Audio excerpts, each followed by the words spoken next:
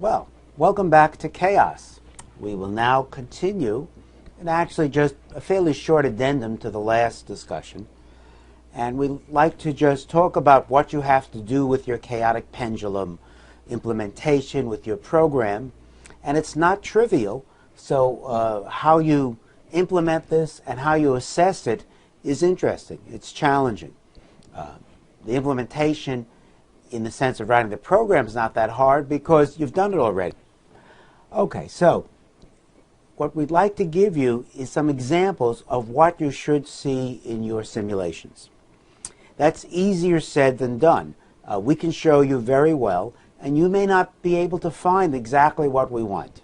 So as we said before, it's a four-dimensional phase space you're dealing with, or four-dimensional parameter space, pardon me, two-dimensional phase space. And so there's a lot of variables here. You have friction, gravity, omega zero, gravity, the force, the driving force amplitude, and the driving force frequency. And the results can be very sensitive to each one of these. And as we've said before, this is chaos. Okay? These systems are chaotic. And that means that it's hypersensitive to initial conditions. It's hypersensitive to the exact values of these parameters.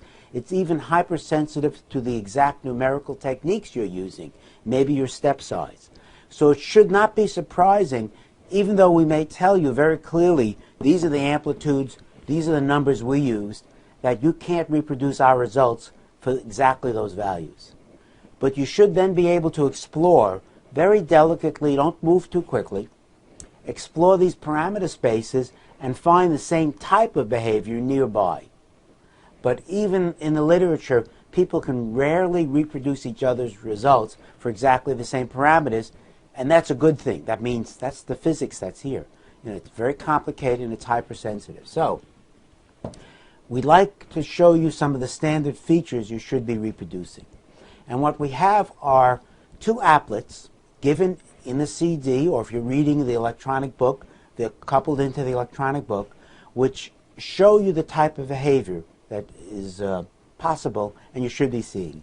Now, these applets were written by Hans Kowalik, a student in the class, but he actually wrote these applets as a part of his master's degree thesis when the web was first being made popular, being invented, to see if it could be used for education. So let's take a look at these applets and show you. So if you go to a web page, okay, and here it is. So here's our browser, Firefox this time, and we have two applets we're going to demonstrate. One is complicated behavior, the other is chaotic behavior. So this is complicated behavior, and each applet has a control window, which you see here. Okay? And you can vary parameters. I've said there's a lot of parameters, 4 parameters: damping constant, driving force, driving frequency, the phase of the driving force. There's various things you can, and initial positions. So I'll leave it as it is, and we'll show you that. So here we can just start the applet. Let me show you what happens. So there's the applet, and what you're seeing is, oh, this is the pendulum going around. It's the chaotic pendulum. You can see the bob changes color when it goes faster. And simultaneously, you can see the angle as a function of time being plotted, and then the velocity as a function of angle. So this is the phase space plot, I said it, corresponding to this angle-dependent angle versus time graph.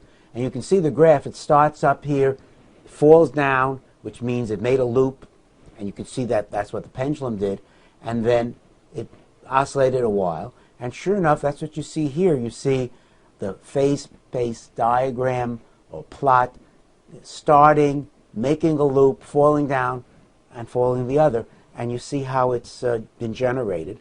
And it helps give you a feel of the abstractness of phase space connected to reality. One of the degrees of freedom in this applet is this is the angle versus time, but you could also look just here. It does a real-time Fourier analysis of the power spectrum, which is just the Fourier transform squared.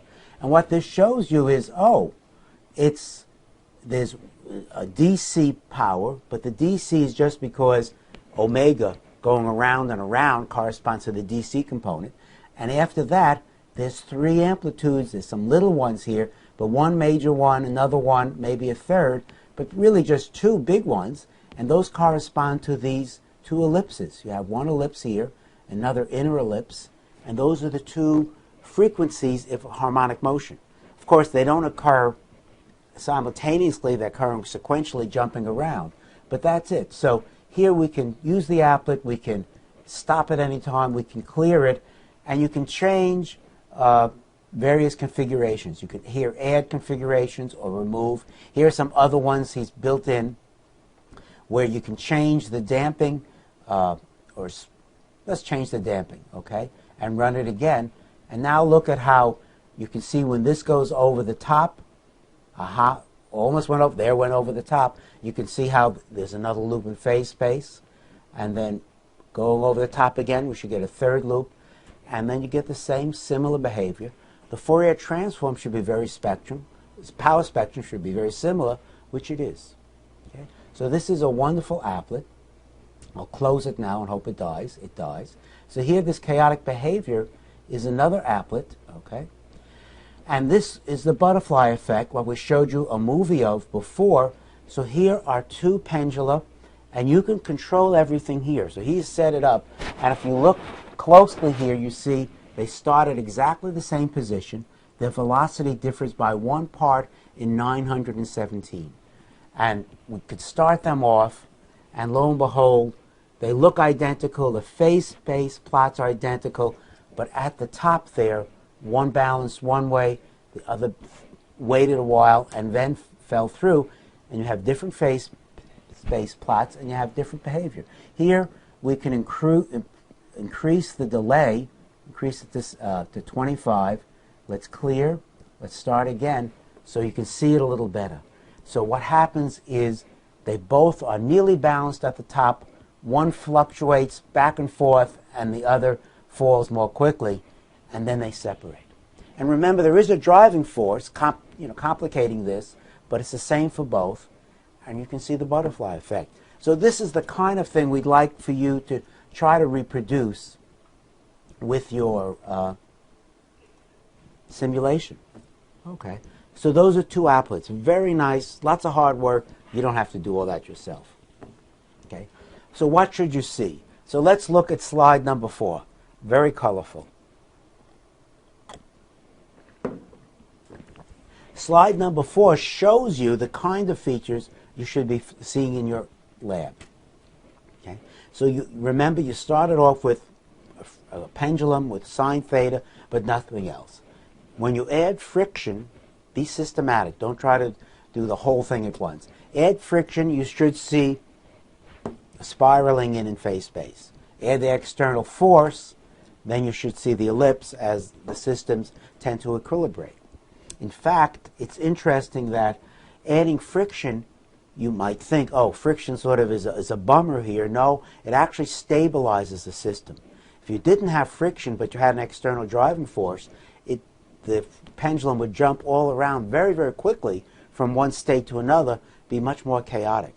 So friction's good here. It actually helps stabilize the system. If you have, say, a little bit of friction and the driving frequency very nearly equal to the natural frequency, you should see resonance. You should see a nonlinear resonance, which looks like beating. We saw an example of that with some of the sound. Nonlinear resonance looks like beating because the system stays in phase only for a while, and once the amplitude gets bigger, if you want the natural frequency of the system changes, it falls out of resonance. So we spoke about that in some earlier lectures, but you should see that. Remember, when we're talking about resonances, nonlinear particularly, the phase matters. So if you're driving a system to the right and it's moving to the left, it's not going to absorb energy from you. It's going to fight you. You need to be pretty much in synchronized motion to start seeing that. Okay? What should you see? You should see, ID means identify, you should be able to identify 1, 2, and 3 cycle motions. Okay, so what does that mean? That means, it really means motions that have major 1 component, 2 frequencies or components, and 3 main Fourier spectrums. Okay, So here, for example, in this middle graph, we see, there's a big ellipse, dark, on the outside, a very strong attractor. That's one frequency. There's a few frequencies inside, okay, but mainly one frequency. Down below, slightly different driving force, we see over-the-top motion. Okay, that's a running solution. You should be able to see those. But now we could see more closely. There's always, all of these ellipses have one ellipse in the middle, another middle-sized ellipse, and a third ellipse. That's obviously 3 cycles, 3 different frequencies. And if we look on the right here, what theta is as a function of time, you could see for the fairly dark curve here, there's the major system, okay, the major frequency.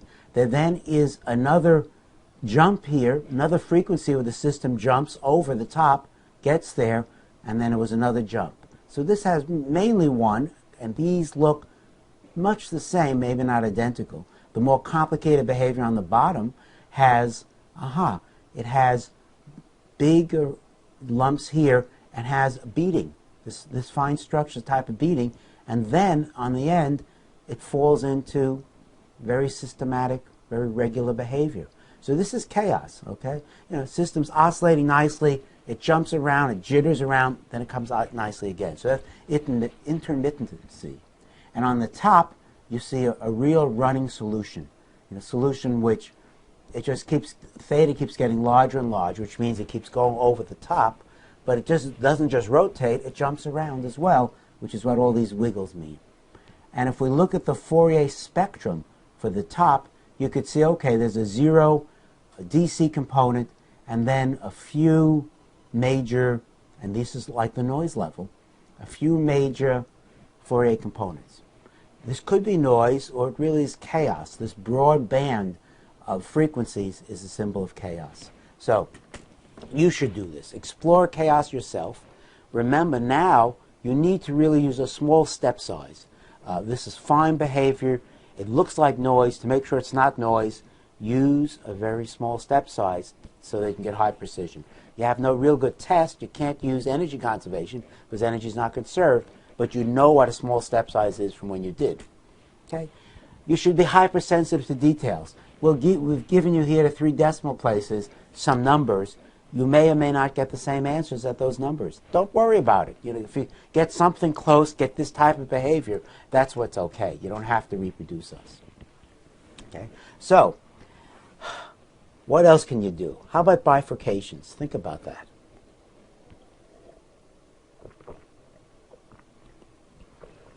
So remember when we looked at bugs, we did the logistics map.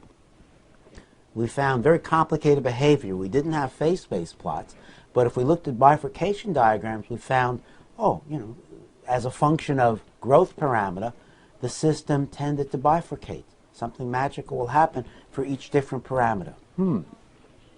Well, here we have a complicated phase space diagram for a chaotic pendulum. And you can ask, are there bifurcations happening here? And I must admit, no. I never could see that. But obviously, the mathematicians say the system's in one state, it then jumps to another state. You could ask the question, how does it jump between the states? Well, can you make a bifurcation diagram of this? We saw that happen with bugs. How do we do that here? Well, if you believe this analysis, we saw there's a lot of frequencies present from the Fourier transform, maybe it's jumping from one to another. So how could we tell?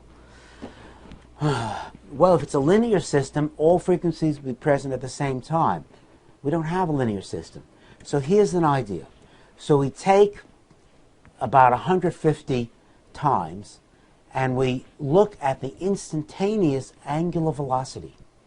Okay? So this is a plot, and it's a plot of theta dot. So the dot seems to have fallen off here. Okay? The dot is back again. So it's a plot of theta dot, which is the angular velocity of the system at any instant of time. Now, the angular velocity of the system may not be the same as the Fourier spectrum, but if there's only certain frequencies dominating, then more of the time than less of the time, theta dot should be one of those frequencies, which is a theta dot and omega. They're both angular frequencies. So if there's a few dominant angular frequencies, when we sample theta dot for 150 times, we should get mainly the dominant frequencies, which is just a handful. Okay? So that's what this does. F is, as you recall, F is just the force, okay, the value of the force. And what we're doing here is we're saying we'll vary some parameter. It doesn't matter which one. This is a very convenient one. So we'll vary the magnitude of the force. For any force, we let the system settle down, and then we sample 150 times, say, what frequency. You just measure what theta dot is. Wait time, again. I think here we sampled it when it was going through 0. Okay, when theta was 0, just arbitrarily a point and see what theta dot is. And when you plot that up, what you get, and the reason this is taking a little longer is these are not lines, these are just dots. Okay? And as you can see here, they're just dots coming together, and what you're getting is what looks just like the bifurcation plot we saw for bugs. We see one line here, or actually 2 lines, and then it breaks up into another 2 lines. We then see it goes to a region where lots and lots of frequencies come about. That's a chaotic region, okay, where there's a broad band of frequencies. And if we enlarge any little section like we've done here, we see there's just dots, okay, but that they break up also in this bifurcation, this pitchforks at different frequencies and then even below. So one would not think that this chaotic system has any similarity in its basic structure to bugs, but lo and behold, many of these nonlinear systems have similarities. So I would not believe this if I was you. I didn't believe this when I saw it the first time. And then you tried it, and sure enough, it's there. Okay, so that's a mystery. That's, a little extra work when you have your system working well. Okay, so that's all now I want to talk about. The next time we'll talk about the double pendulum.